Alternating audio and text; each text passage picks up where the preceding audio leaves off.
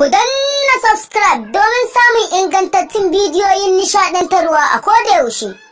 Sai ku yi subscribe domin samun waɗannan. Mun gode. Daga cikin duniyar Kannywood, a yau filinmu ya leƙa ne zuwa hotunan da suke yawo na Hafsat Idris, wanda aka nuno ta tana cikin wata wahala ta ƙangi na wuya.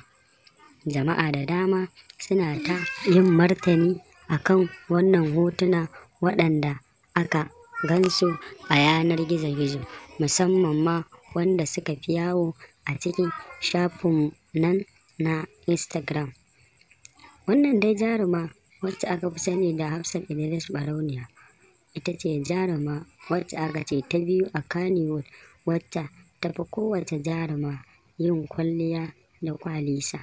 Sai dai a wannan fage an ganta a cikin wani ƙangi na wuya, wanda da yawa daga cikin mutane ba su san cewa wannan duk a cikin wani sabon shiri ne wanda yake gab da fitowa ba, shine suke yin tallan shi.